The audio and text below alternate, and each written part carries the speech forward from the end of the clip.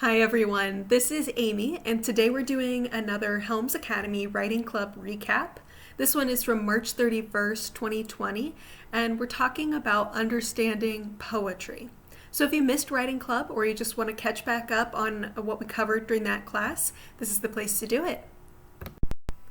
So our discussion question for this day was, what makes poetry so difficult? And this is something I want you to think about for yourself. In your experience, what has made poetry difficult for you to understand in the past? For many people, poetry is really not hard to read on its own at face value because it's usually shorter than other texts. But most people have trouble identifying the real meaning behind the poetry and decoding some of the figurative language that's used in poetry. So today we're going to look at some tools that we can use to answer the questions that we have about poetry and better understand it as we're reading it. To get some hands-on practice today, let's read a sample poem together. The poem we're going to work with today is called Harlem by Langston Hughes. What happens to a dream deferred? Does it dry up like a raisin in the sun? Or fester like a sore and then run? Does it stink like rotten meat, or crust and sugar over, like a syrupy sweet? Maybe it just sags like a heavy load, or does it explode? So when you finish reading a poem, you have to take some time to consider not only what it says, but more what it means underneath of that surface. And this is part of what I'm calling training your poetry brain, because poetry will require some different reading skills than what you might use in another type of reading. So you should also consider the title.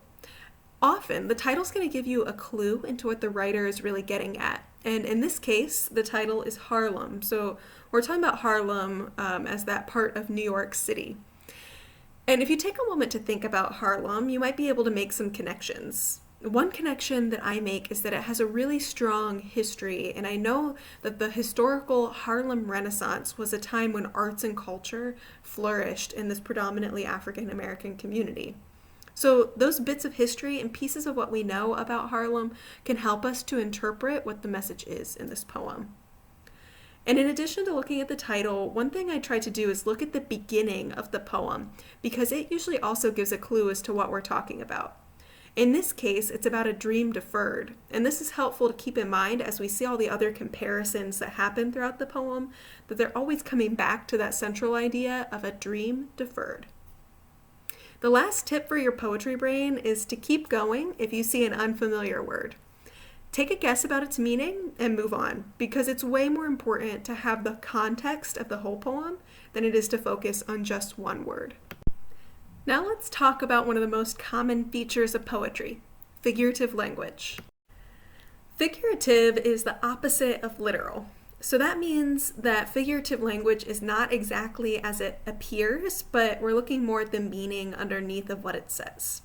So there are 5 types of figurative language that we'll cover today. A simile uses like or as to make a comparison. Some examples might be as calm as a dove or sweet like candy. A metaphor is a more direct comparison. It's similar to a simile, but it skips the like and as and just goes straight to the comparison, usually with a be verb. One example is to say, his words were poison. Of course, we know that words cannot be poison, but we know that poison is harmful and deadly. And so that description can help us understand what they mean about the words, that they were also very harsh and harmful in some way. Personification is giving human qualities to a non-human and often inanimate object. For example, the time got away from me. Now, we know that time cannot move or run, so it cannot actually get away from someone. But we recognize that this means that the time passed more quickly than the person expected. A hyperbole is an exaggeration. For example, if I say, the flowery bushes outside burst into life when spring came. Of course, we know that there was not an actual moment where poof, we saw a bunch of flowers appear. But you can imagine what that is like when you walk out one day and you see more flowers than you maybe noticed the day before. Now, this is an interesting way to write because it gives a great visual. and it also indicates the quickness with which this happened. The last one we'll talk about today is onomatopoeia, which is a word that represents a sound. So for example, you might see he roared with laughter, or the newly hatched chicks peeped. Roared and peeped are written words that indicate a sound. And other examples might be boom or pop or meow. So let's look back at our poem and see if we can find any figurative language. In this particular poem, I found some similes, and I also found some personification. Let's see what examples we have here. Dry up like a raisin in the sun. If I see that word like, I'm making a comparison between a dream, drying up, right? Maybe it's not usable anymore. Similar to a raisin that sits in the sun, becomes hard, not useful, you can't eat it. Fester like a sore, right? If you have a sore or a scab that comes off, of course it can fester, it can become infected in some way. So what could that mean for a dream? Can a dream become infected in that way and bothersome? They use the phrase, then run. Right? Of course, a dream cannot run, which is an example of personification. Does it go away from us somehow? Stink like rotten meat. Right? Do we think about that dream that we had in the past? And does it make us cringe, like the smell of rotten meat? Ugh. Does it crust and sugar over like a syrupy sweet? Maybe you've had a jar of honey in your cabinet for a long time, and when you go to use it again, it's crystallized. That's the idea that I think of when I see that crust and sugar over. Perhaps you think about an old dream that you have, and you think of it very fondly and sweetly. The other comparison we see here is sags like a heavy load. So if you can imagine when you put many things in a bag and they feel heavier and heavier the longer you carry them, is that what a dream feels like that's been deferred or put off for some time? So at the end of this, we have to put together all of these thoughts and interpretations of the words that are used in this poem, and we have to ask ourselves, what does the poem mean? So take a minute. Putting all those things together, what does this poem mean to you? How would you summarize or interpret it? So this wouldn't be writing club without a writing assignment. So even though we've learned more of a reading skill today of interpreting poetry, one of the best ways you can reinforce your writing and reading skills is by doing the opposite. So if you learn something that's a skill for reading, try writing it yourself. And if you learn a writing skill, look for that in the things that you're reading.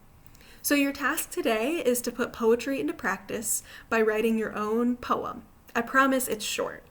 What I want you to do is on the first line, just write your name.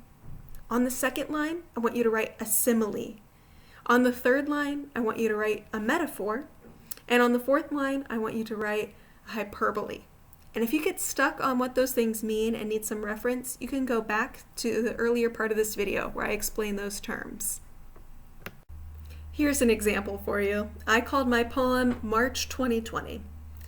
Amy, like a bird in a cage, she is a cat stuck in a tree, in her home for the rest of time.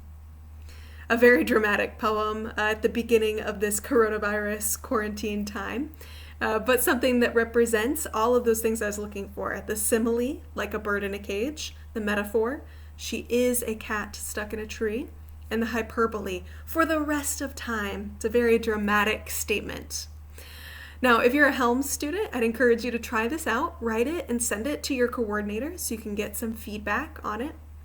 And for everyone else, thank you so much for joining me for Writing Club Recap. Don't forget to subscribe to this Helms Academy YouTube channel and check us out on Instagram, Facebook, and at helmsacademy.org.